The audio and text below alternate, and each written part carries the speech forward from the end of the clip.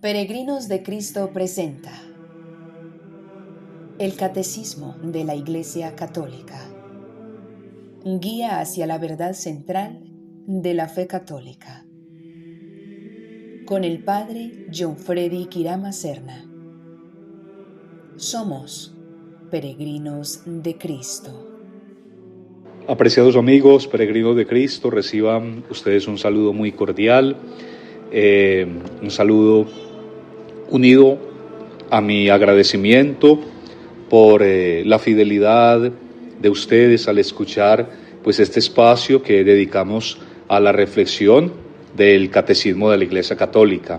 Gracias de verdad por acoger con tanto gusto y con tanto interés este espacio que con todo el gusto y con todo el cariño preparamos para ustedes, buscando no solamente el conocimiento de este importante texto, como lo es el Catecismo, sino procurando en ustedes un nivel superior de conocimiento de la doctrina cristiana. Qué importante es que nosotros profundicemos en el conocimiento de los contenidos de la fe, concretamente en todos los artículos de fe contenidos en el Catecismo de la Iglesia Católica. En el pasado podcast hacíamos una especie de resumen, de síntesis, como de recapitulación de los temas que habíamos abordado en torno a la realidad de la Iglesia. El misterio de la Iglesia. Hemos dicho que la Iglesia es un misterio porque hace parte del proyecto de Dios. Dentro de ese proyecto de salvación, dentro del designio de Dios, la Iglesia ha estado presente como familia suya, como el escenario en el que Dios habría de manifestar todo su poder a través de su Hijo, el Verbo encarnado. Nos hemos acercado un poco a un tema tan importante como lo son las propiedades de la Iglesia, y un tema que además creo yo es importante que manejemos a la perfección, que tengamos conocimiento de cuáles son las propiedades de la Iglesia, a qué se refiere cada una de estas propiedades. Siempre que nosotros recitamos el credo largo, como solemos llamarle, hablamos de la Iglesia y mencionamos las 4 propiedades de la Iglesia. Cuando decimos, creo en la Iglesia que es una católica, una santa, católica y apostólica. Son pues las 4 propiedades de la Iglesia. Hemos tenido ya ocasión de meditar en las primeras 3 propiedades, la Iglesia una, la Iglesia Santa, la Iglesia Católica. Vamos entonces en nuestro espacio de hoy a hablar de la 4ª propiedad de la Iglesia. La Iglesia es apostólica. Importante tener en cuenta el por qué consideramos que la Iglesia es apostólica. ¿De dónde le viene ese título que solemos darle a la Iglesia ya desde sus orígenes? Bueno, nos dirá el Catecismo de la Iglesia a partir del número 857 los motivos por los cuales la Iglesia es apostólica. Y lo es porque está fundada sobre los apóstoles, es decir, ese nombre le viene dado de su origen. La Iglesia comienza con la vocación de los apóstoles, en el llamado de los primeros discípulos y en la conformación del colegio apostólico. Allí está ya la Iglesia naciendo, allí está ya la Iglesia presente.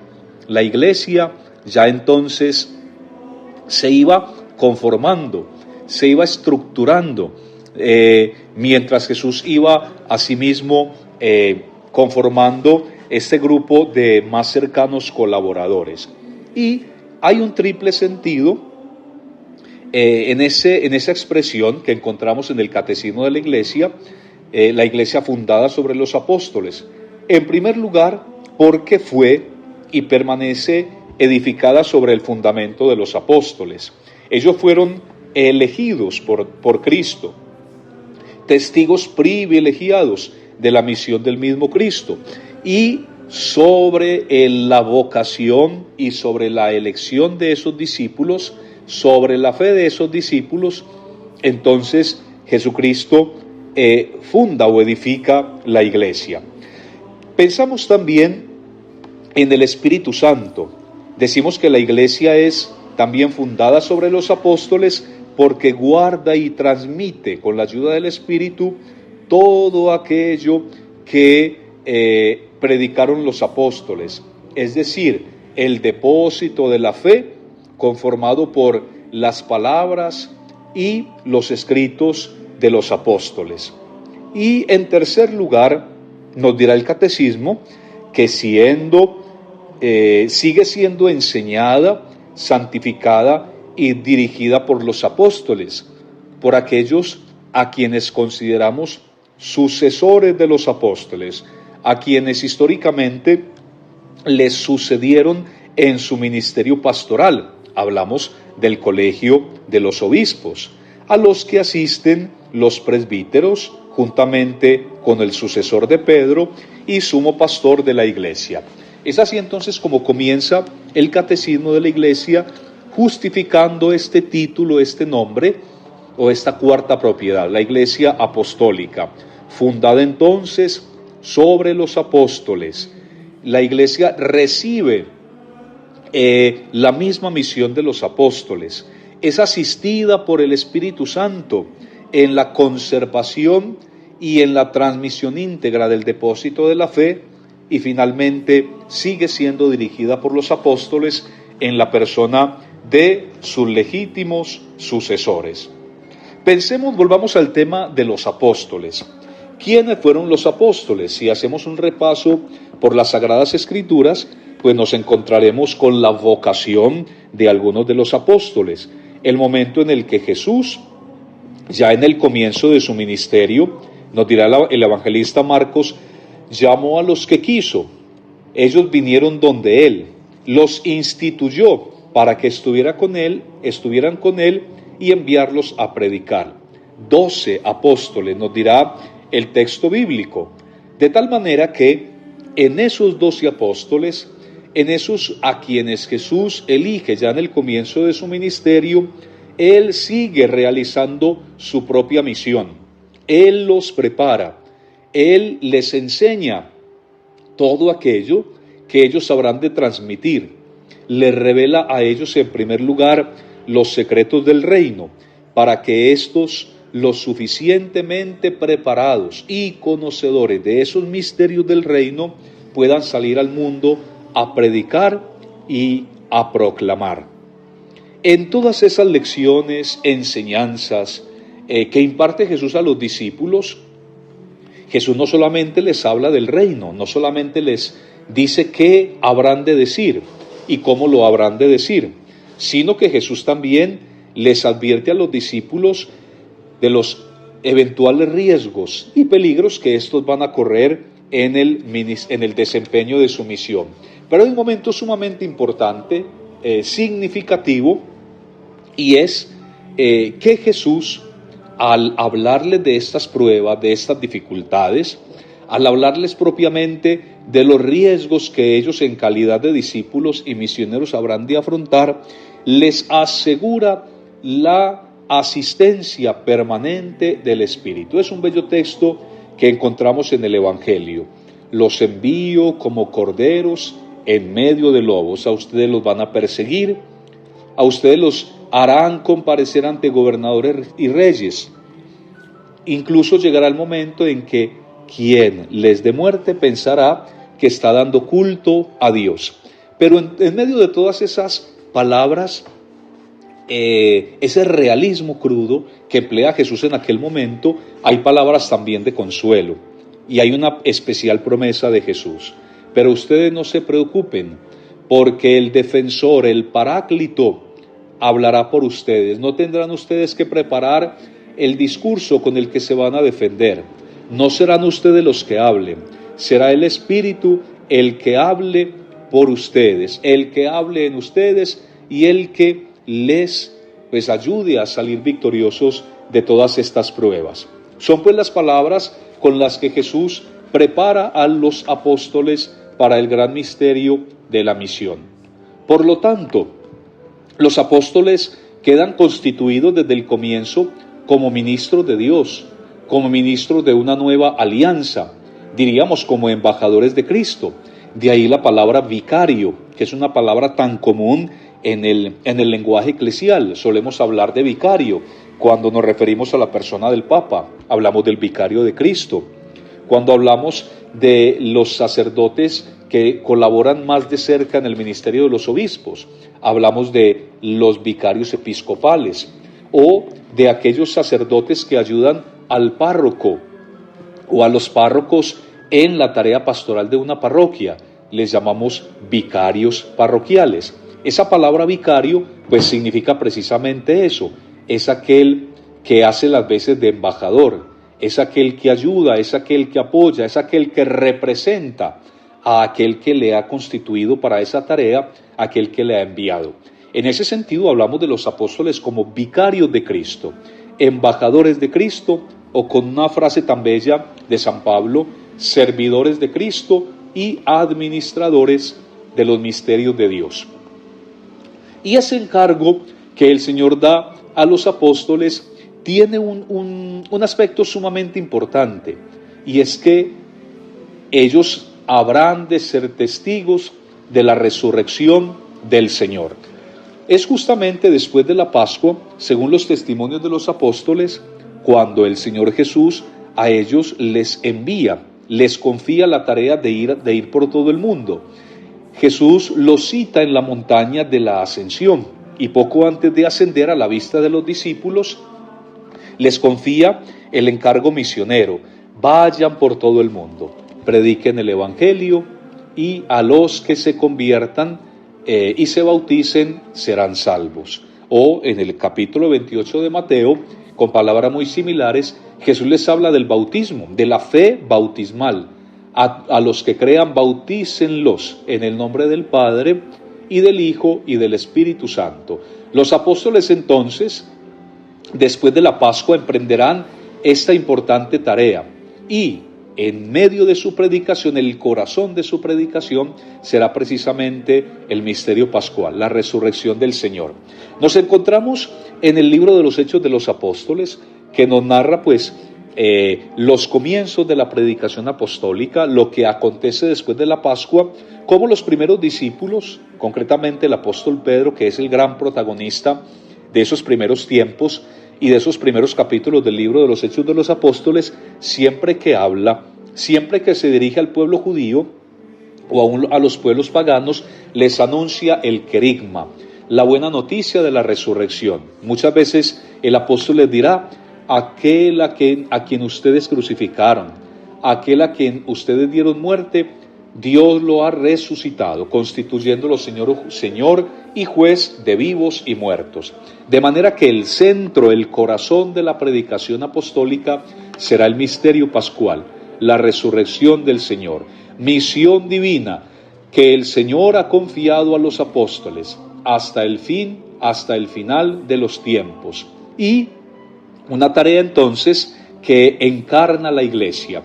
Los obispos, legítimos sucesores de los apóstoles, pues también encarnan esta tarea y reciben ellos en primer lugar esta gran tarea: transmitir hasta el final el Evangelio de la resurrección de Cristo. Y en ese sentido entendemos precisamente el ministerio de los apóstoles, sucesores de los apóstoles, para que continuase después de la muerte la misión a ellos confiada, la misión de los apóstoles. Ellos se encargaron, mediante una especie de testamento, a sus colaboradores más inmediatos, que terminaran y consolidaran la obra que ellos empezaron.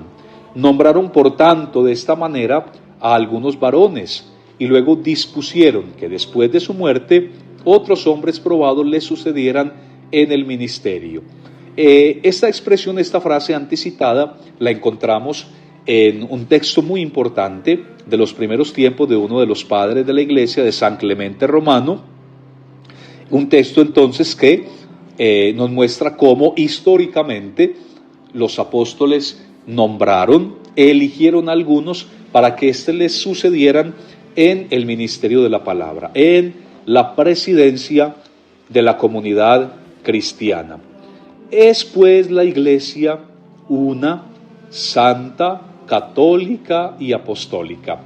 Esas propiedades identifican a la Iglesia, hablan de su identidad profunda y última, porque en ella, en la Iglesia, existe ya y será consumado el fin de los tiempos, o lo que solemos llamar el reino de Dios. Es en la Iglesia el lugar, el espacio en la que Cristo espera que todos seamos reunidos, que todos seamos ovejas suyas, que todos seamos como el único pueblo de Dios, como la esposa del Cordero, expresiones que encontramos en el libro del Apocalipsis, o la ciudad santa que baja del cielo de junto a Dios y recibe su gloria de Dios, como la muralla de la ciudad, de aquella ciudad que se asienta sobre 12 piedras y que llevan los nombres de los 12 apóstoles del Cordero. Es pues maravillosas estas palabras del Catecismo de la Iglesia al hablarnos de estas propiedades, concretamente de esta propiedad, la Iglesia apostólica, que hoy tenemos la oportunidad de estudiar. Quisiera entonces ya al final de este espacio y de este repaso que estamos haciendo por estos numerales interesantísimos de las propiedades, que nos quede algo muy concreto, a manera como de lección, como un resumen de todo esto que hemos hablado para luego continuar. ¿A qué se refiere entonces cada una de las propiedades? Recordemos que la Iglesia es una, y es una porque tiene un solo Señor, confiesa una sola fe, nace de un solo bautismo, no forma más que un solo cuerpo, un cuerpo que está vivificado por el Espíritu y un cuerpo que está orientado a una única esperanza, a cuyo término se superarán todas las divisiones. Una sola fe, un solo bautismo, un solo Dios y Padre, como lo encontramos en la carta de Pablo a los Efesios. La Iglesia es santa porque su autor es el Dios Santísimo. Cristo, su esposo, entregó por ella la vida para santificarla, derramó la sangre para que ésta fuese santificada, y el Espíritu que le fue dado en Pentecostés es un espíritu de santidad, es un espíritu que vivifica a la Iglesia. Por eso, aunque la Iglesia comprenda pecadores como somos nosotros, la Iglesia es por naturaleza inmaculada, aunque compuesta de pecadores. Y recordemos que en algunos cristianos brilla la santidad de la Iglesia, en María especialmente, que es miembro también eminentísimo de la Iglesia, pero en aquellos que han alcanzado la santidad mediante la vivencia en grado heroico de las virtudes humanas y cristianas. La Iglesia es católica porque la Iglesia anuncia la totalidad de la fe, lleva en sí y administra la plenitud de los medios de salvación, enviada a todos los pueblos y se dirige a todos los hombres, abarca todos los tiempos. Y finalmente, la Iglesia apostólica, edificada sobre los sólidos cimientos de los 12 apóstoles. Y así la Iglesia se mantiene infaliblemente en la verdad, porque es gobernada por Cristo, por medio de Pedro y sus sucesores, y gobernada asimismo por el colegio de los obispos, legítimos sucesores de los apóstoles. Qué bello, amigos, pues esto que venimos estudiando, y qué maravilloso poder acercarnos pues a esta realidad de la Iglesia, este gran misterio de la Iglesia. Quiero pues agradecerles nuevamente a ustedes por la atención, por compartir cada semana pues conmigo este momento de reflexión, este espacio que dedicamos al estudio del Catecismo de la Iglesia. Yo espero que vayamos aprendiendo, que vayamos creciendo, que nos queden quedando claras muchas conceptos, realidades, la doctrina que es tan importante conocerla. El Señor a ustedes les bendiga, les conceda una bendecida semana y no olviden que de la mano del Señor siempre.